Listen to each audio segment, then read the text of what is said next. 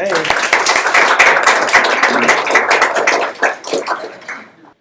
I want to take you back to the turn of the century, 1901, to the Pan American Exposition in Buffalo.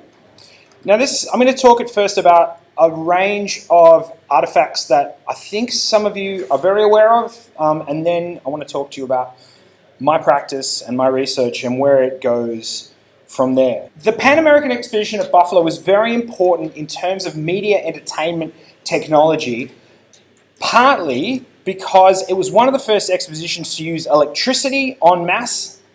Tesla was there operating, and he had already worked with Buffalo to design AC/DC power that was used through the city, and so power was on show. It wasn't the first exposition to use it, but it played a big part in the formal entertainments, the concessions, the different attractions that were on show.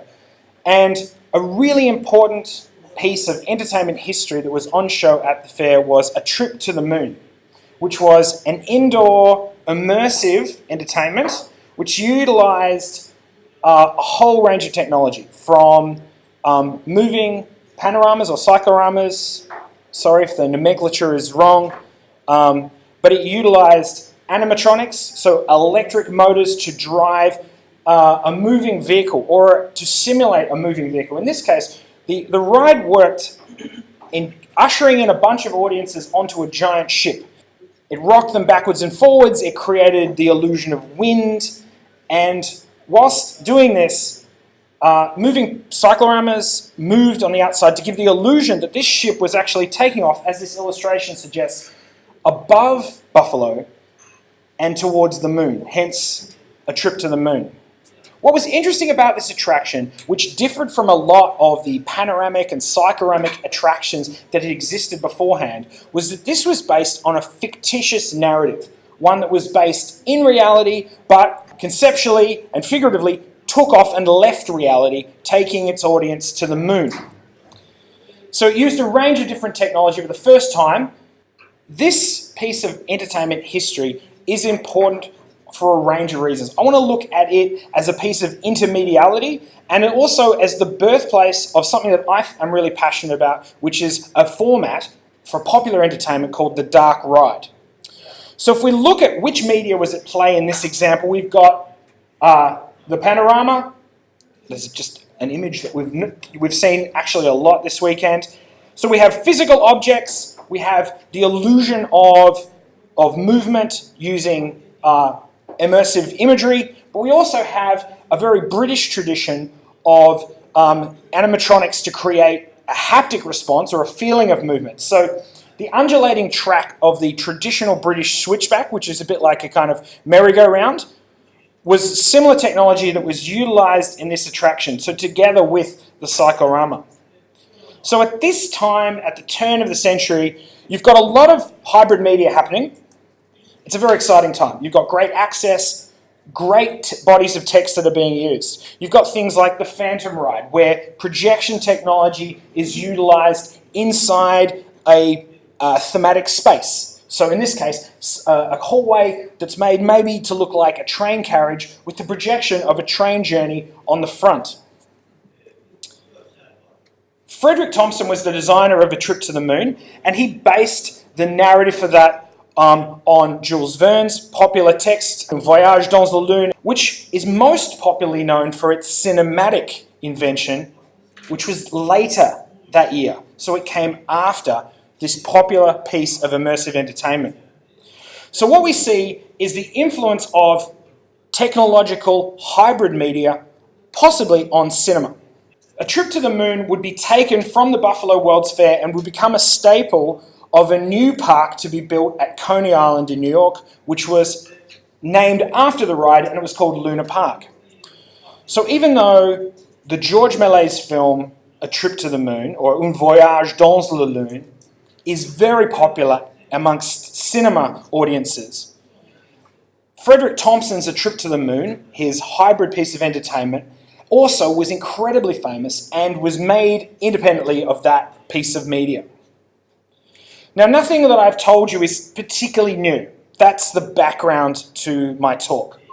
It's part of what's popularly known as early cinema studies, Massimiliano talked about Tom Gunning's The Cinema of Attractions, which is a theory that brings to prominence early technology and its influence on cinema now. Because in the mid-century, popular ideas about cinema were mainly based on feature films, right? So that quantifiable Hollywood and the other manifestations of cinema were what were generally studied.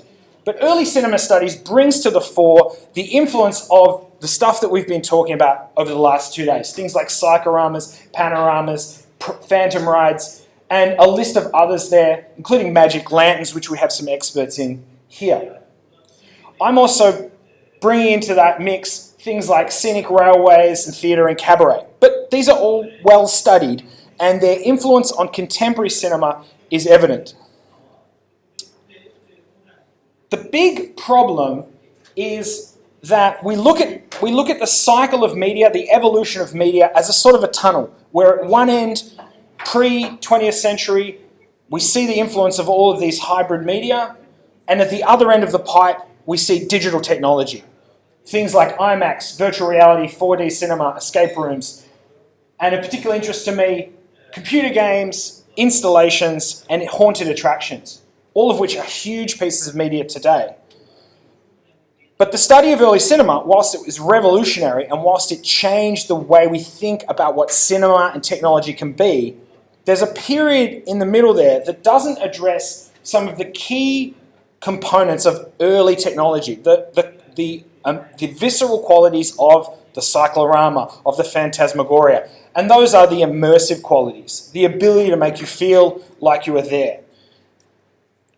So most of what I want to talk to you about is about what's missing and some of the types of media that existed in the middle of the 20th century, some of the feelings, the visceral interactions that people had with media that weren't really captured in film. And this is where we get to the dark ride. The dark ride you might know as ghost trains, haunted house rides, an experience you might have at the amusement park or the theme park.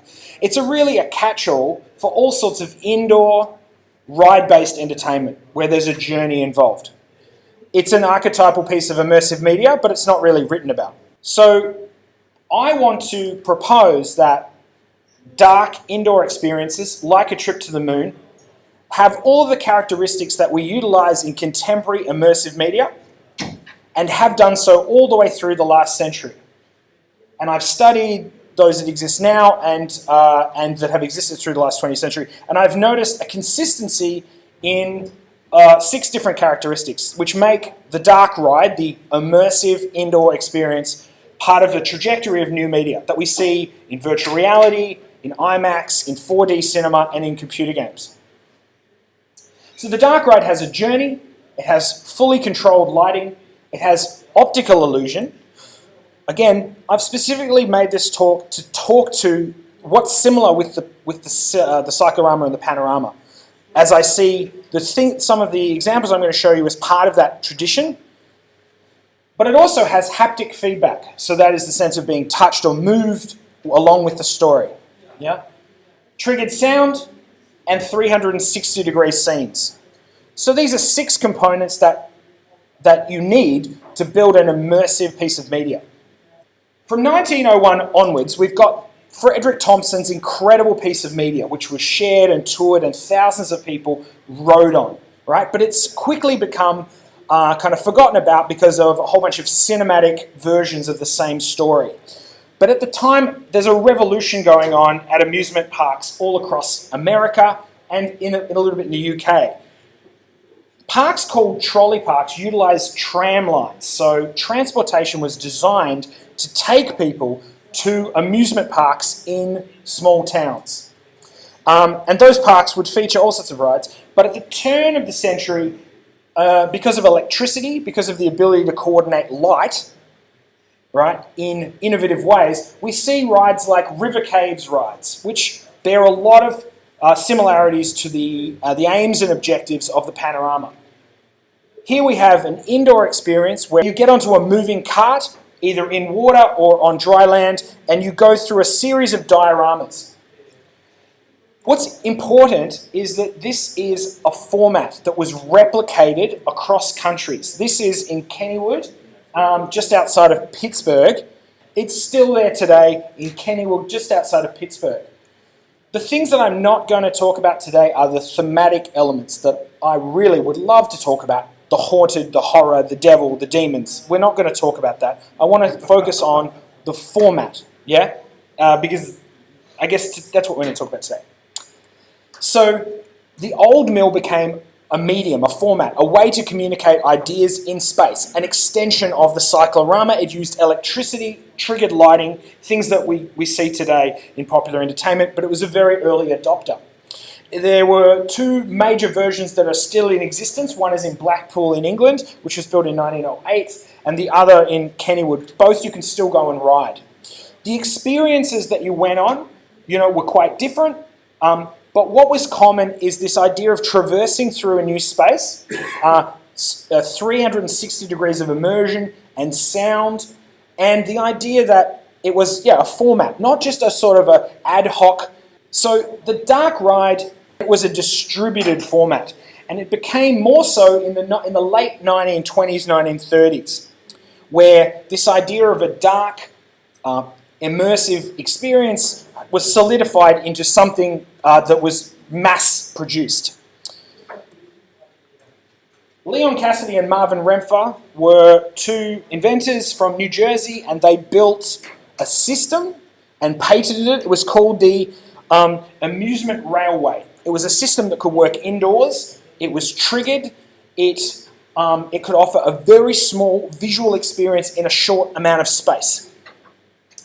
If you look at this, you can see trigger points are all part of the patent. The idea that the cart would rattle around the tracks and trigger lighting and effects and sound, things like this. And this was patented in 1929. It's not a new idea, but it was important that it was written down. And we see here the first sort of model of what looks like maybe the contemporary equivalent of a plan for a computer game or a level design, with specific things happening at specific times in space.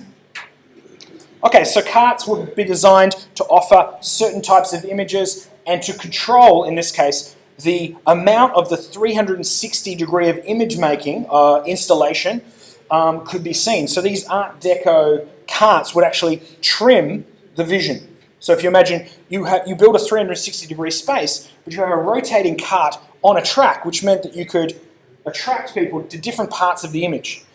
Now, in 1929, and if we think about those earlier River Caves rides, cinema couldn't achieve this. You couldn't move a camera through a space. You couldn't roll a camera down a track, right? The cameras couldn't keep up with that. There was not the same degree of synchronized sound. There was not what we call the boo scare, the idea of the camera turning at the last minute to reveal the monster. I know I wouldn't talk about themes, but it's important to think about the parallel development of cinema and ride. And thinking about the effects of the panorama, here utilised through a machine to create new, what we associate with cinema, editing and scary effects. Let's talk about some of these spaces that exist. So this is Luna Park in Melbourne. It is the second oldest example of a traditional dark ride.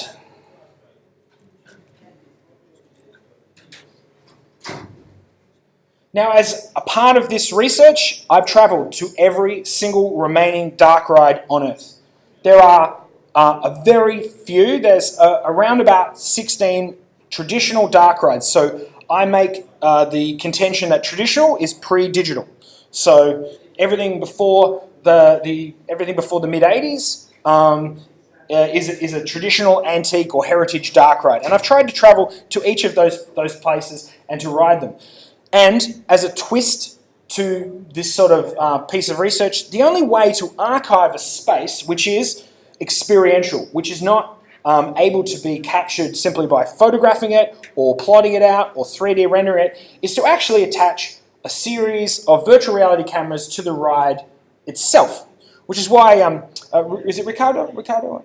Yeah, while we were talking about why I was asking the question about documenting the experience of the dark ride. So what I've created, and we'll show you a few of them, are some panoramas that show the entire experience. They're not a complete replication of the experience, but they are a documentation of a complete 360 immersive experience. In the 1950s, a whole bunch of rides were developed. That's actually an earlier one.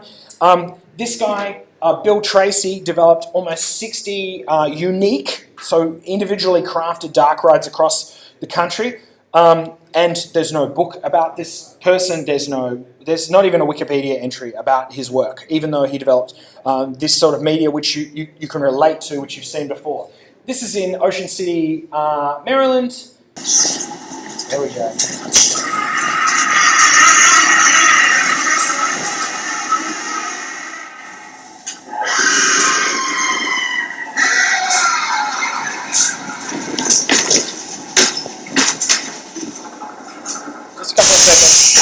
So they also utilised architectural.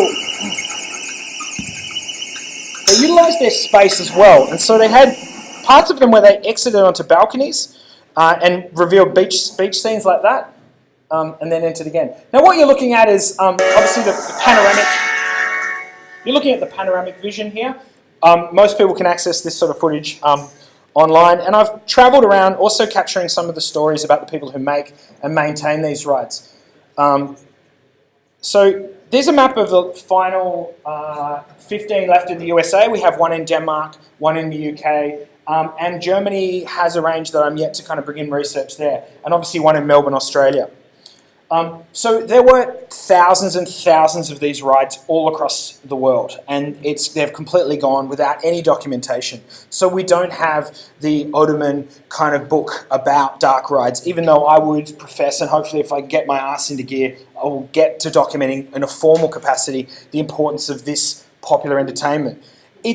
Its effect and its influence is obvious, with the haunted attraction industry being worth now billions and billions of dollars. So that community is supportive of what I'm doing, but there is a sort of sense that this popular media is sort of disposable. And, you know, we've seen a massive downturn. At this particular ride in Pennsylvania called Knoebels, they have a haunted mansion ride. And what they've actually done is, as parks have gone out of business, they have bought the different elements and created a kind of hybrid, a Frankenstein dark ride. But what we're looking at there is a heritage museum to the artifacts of indoor amusement entertainment culture. There's my rig, a very early version of my rig, rattling along on the ride. Just in terms of the heritage risk of these sort of rides, every single year we lose like a 100-year-old piece of popular entertainment. And I know, you know, just in terms of the context of the cyclorama and the panorama, I think we can see the context. This is the Spook House in Keansburg, New Jersey. If it had lasted through Hurricane Katrina, it would have been the oldest ride in the world. Crazy, beautiful little place. Not particularly lavish, and it's now completely gutted.